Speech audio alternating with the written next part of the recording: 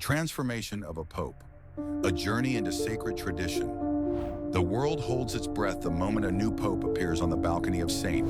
Peter's Basilica. A man dressed in pure white, he raises his hand in blessing, offering peace and hope to millions. But what the public sees is just the surface of something far deeper. Behind that solemn wave lies a profound spiritual transformation, one shaped by ritual, history, and a legacy stretching back centuries. Becoming pope is not merely accepting a role, it's stepping into a sacred vocation, a mantle worn by the successors of Peter. And with that vocation comes 7 deeply symbolic items, each one steeped in theology, tradition, and divine mission. These are not simply garments or relics. They are sacred declarations of what the papacy truly is, a calling, a burden, and a beacon to the world. Number 7, the white cassock, death and resurrection in fabric.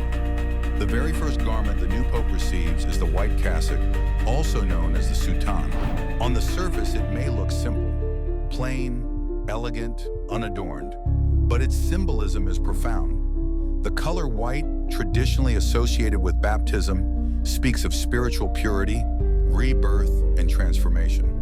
This moment often takes place in what's known as the Room of Tears, where the weight of the role begins to settle in. When the cassock is donned, the man who was once a bishop, cardinal, scholar, or theologian symbolically dies.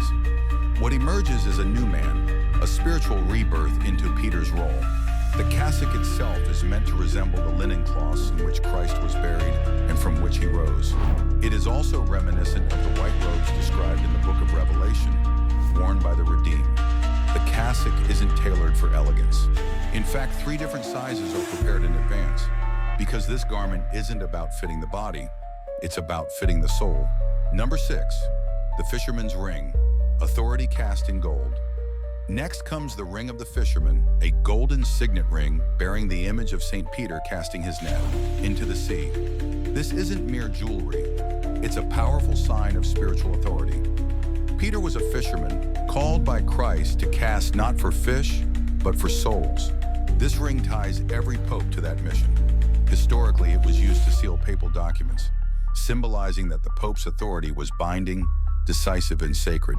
Upon the death or resignation of a pope, the ring is ceremonially destroyed, reminding the church and the world that this authority is not personal.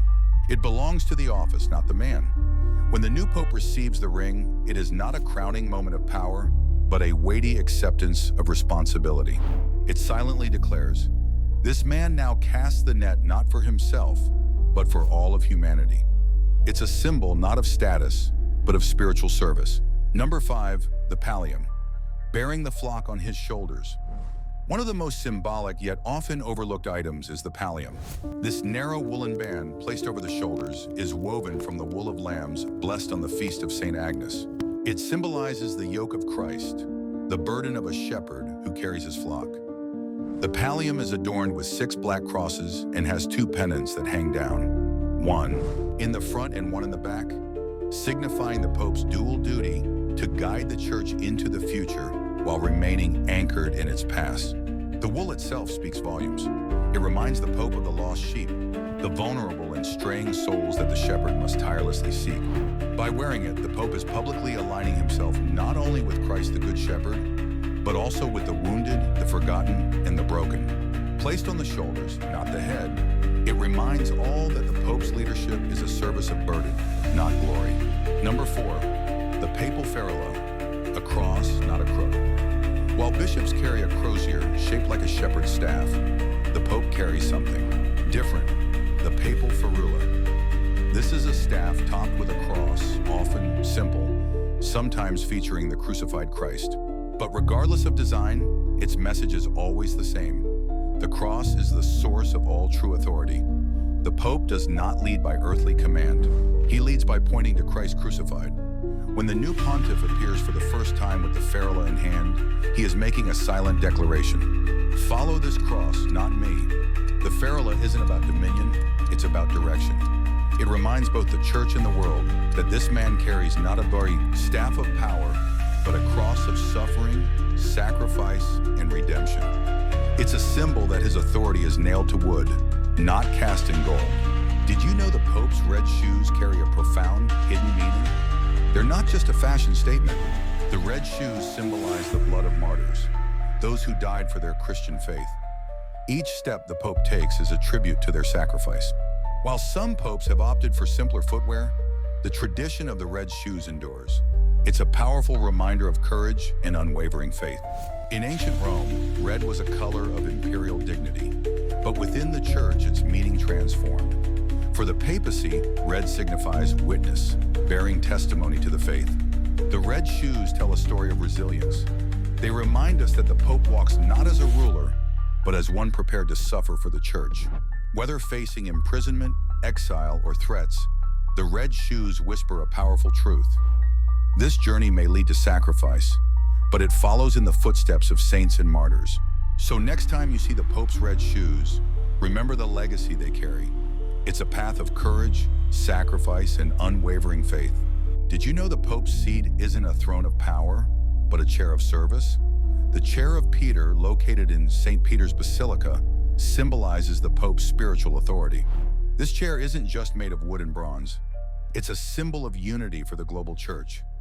It's why we call the Pope's jurisdiction the Holy See. The Pope doesn't hold this seat like a king holds a throne. Instead, he occupies it as a steward, entrusted with a sacred responsibility.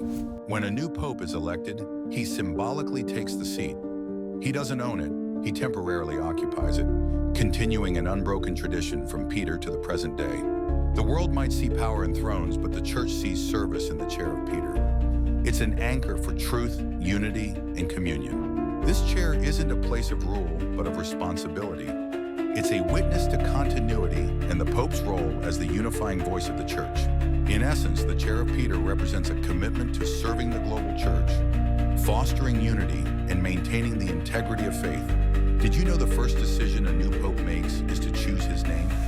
This choice is a silent prophecy, shaping the future of the church. After accepting his election with the word accepto, the new Pope is asked, "By what name shall you be called?" This moment is a rare act of self-expression. The name chosen is not just a title. It honors saints, inspires missions, or signals reform. John Paul, Benedict, Francis. Each name carries a legacy. Imagine the weight of this decision. It's the first glimpse into the heart of the new pontiff and the direction he hopes to guide the church. When the crowd hears Habemus Papam, followed by the chosen name, they witness a new chapter in the church's unfolding story. The name is more than a personal choice. It's a declaration of vision, a signal of change, and a touchstone for millions of believers. In choosing a name, the new Pope connects with history, honors the past, and sets the course for the future. It's a moment of profound significance. So, the next time you hear a Pope's new name, remember, it's more than just a name. It's a prophecy in one word. Did you know that 7 sacred items of the Papacy hold more than just traditional value? They are living testimonies of faith and leadership. These items, whether worn, held, or chosen, are not mere relics of old. They are alive with meaning. Each one speaks of sacrifice, of calling, of witness. In an age obsessed with image and influence, the Papacy still reminds us that leadership can be sacred. What we wear, what we carry, and even what we name ourselves can become holy if they point not to us, but to Christ. The papal tiara, symbolizing authority, and the ring, representing fidelity, are more than just accessories. They are declarations of commitment. The crozier, a shepherd's staff, and the pallium, a woolen garment, signify the pastoral care and unity of the church. The papal keys denote the keys to heaven, and the vestments are symbolic of the wearer's role in the liturgy. So now we ask you, which of these sacred symbols spoke to you most deeply? And which do you think the world needs to understand better today?